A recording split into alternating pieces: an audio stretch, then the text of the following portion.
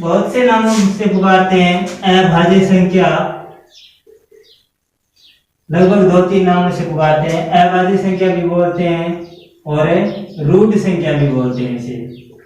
या तो अभाज्य संख्या नाम आ जाए या फिर आ जाए रूढ़ संख्या। तो ये क्या होती है?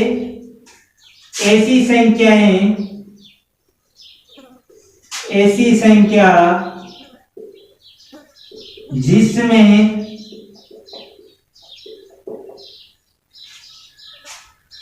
स्वयं तथा एक को छोड़कर किसी अन्य संख्या का भाग नहीं जाता हो उसे रूढ़ संख्या कहते हैं। इसे क्या कहते हैं? रूढ़ संख्या कहते हैं। रूढ़ संख्या कहते हैं, समझे? जैसे आपको बोल दिया कि आपको होगी 1, तो 1 का कंसेप्ट आप नोट लगाकर लिख लेना कि 1 न तो भाज्य संख्या है और न ही अभाज्य संख्या है। 1 न तो भाज्य संख्या है और न ही अभाज्य संख्या है। तो आप ऐसी संख्या सोचो जिसमें केवल खुद का ही भाग जाता हो, किसी अन्य संख्या का भाग नहीं जाता हो। जैसे आपने सोचा कि 3 में केवल स्वयं का ही भाग जा रहा है, किसी अन्य का नहीं है। आपने सोच लिया 5, तो 5 में खुद का ही भाग जा रहा है। आपने सोच लिया 13, आपने सोच लिया 17, आपने सोच लिया 19, 23, 29। इस तरह इसमें खुद का ही भाग जाता है, किसी अन्य संख्या का नहीं जाता है। तो 1 से लेकर 100 तक कितनी संख्याएं होती है अभाज्य? 1 से लेकर 100 तक लगभग 25 संख्या होती है। देखो, एक न तो भाज्य होती है और नहीं अभाज्य। तो सबसे छोटी होती है अभाज्य संख्या 2, उसके बाद 3, 5, 7, 11, 13, 17, 19, 23, 29, 31, 37 और 41, 43, 47, 53, 59, 61, 67,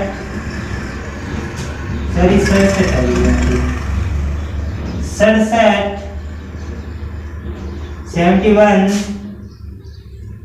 73, 79, 83, 89 और 97। तो देखो कितनी संख्या होगी? 1, 2, 3, 4, 5, 6, 7, 8, 9, 10, 11, 12, 13, 14, 15, 16, 17, 18, 19, 20, 21, 22, 23, 24, 25। तो टोटल 1 से लेकर 100 तक 25 अभाज्य संख्या होती है। अभाज्य संख्या होती है और इसका दूसरा नाम क्या है? इसे रूढ़ संख्या भी बोलते हैं। इसे क्या बोलते हैं? रूढ़ संख्या। एक न तो भाज्य है और न ही अभाज्य संख्या। इससे आगे आती है सह अभाज्य संख्या। सह अभाज्य संख्या। आगे है सह अभाज्य संख्या, अभाज्य संख्या। तो यह होती है कि ऐसी संख्याएं जिसमें ऐसी दो संख्या करना, ठीक है ना, ऐसी दो संख्याएं जिसमें एक दूसरे का भाग नहीं जाता है, जिसमें एक दूसरे का भाग नहीं जाता है, एक दूसरे का भाग नहीं जाता है, तथा उन संख्याओं का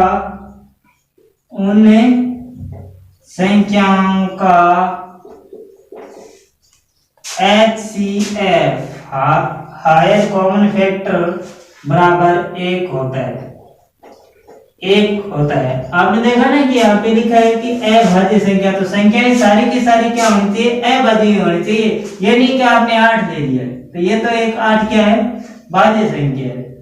तो सारी की सारी संख्याएं कौन सी होनी चाहिए, अभाज्य। जैसे आपने लिख लिया कि 2 और 3, अब देखो परिभाषा के अनुसार ऐसी दो संख्याएं जिसमें एक दूसरे का भाग नहीं जाता है, यानी 3 का भाग इसमें नहीं जाता है, 2 में पूरा और 2 का भाग इस 3 में नहीं जाता है, तो एक शर्त तो पूरी है। आपने इन दोनों का HCF, तो HCF कितना हुआ इनका, HCF तो 1 ही होगा। और आपने ले लिया जैसे 17 और 19, अब देखो 19 का भाग इसमें नहीं जा रहा है और 17 का भाग इसमें नहीं जा रहा है, और दूसरा शर्त इसमें है कि HCF कितना है इनका, HCF भी 1 है। तो ये सारी संख्या क्या होती है, सह अभाज्य संख्या होती है, ठीक है ना। आगे है इसी से मिलती जुलती सहअभाज्य युग्म संख्या, अभाज्य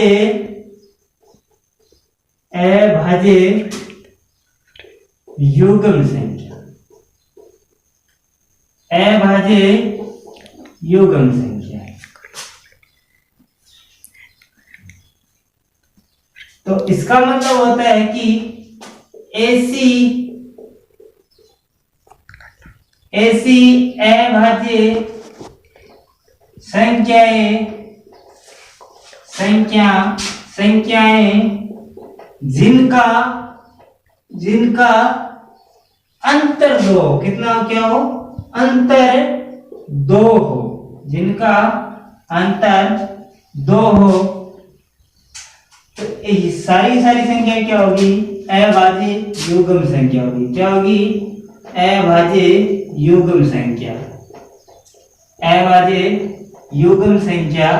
जैसे आप लिखो, देखो 2 3 5 7 11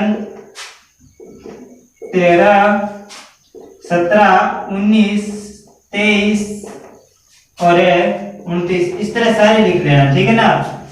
तो देखो इन दोनों के बीच में अंतर कितना है, 1 का, तो ये तो नहीं है अभाज्य युग्म संख्या, ये तो नहीं है।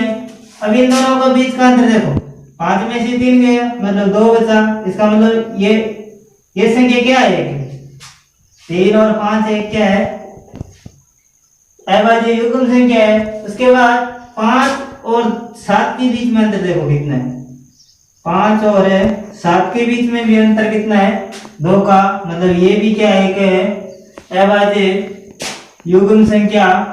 इन दोनों का अंतर देखो कितना है, 2 का, तो ये भी क्या एक है अभाज्य युग्म संख्या है। क्या 17 और 13 में भी अंतर 2 का है, 4 का है, तो ये तो नहीं है। इन दोनों के बीच में देखो अंतर कितना है, 2 का, तो इसका मतलब ये भी एक क्या है, युग्म संख्या है। इन दोनों के बीच में अंतर है, नहीं है। इन दोनों के बीच में 2 का अंतर है, नहीं है। इसी तरह से आप देखोगे 40 और 43, इन दोनों के बीच में कितने हैं अंतर, 2 का, मतलब ये कौन सी संख्या होगी, अभाज्य युग्म संख्या। तो 1 से लेकर 100 तक 8 अभाज्य 8 अभाज्य युग्म संख्या होती है। कितनी होती है? 1 से लेकर 100 तक 8 अभाज्य युग्म संख्या होती है।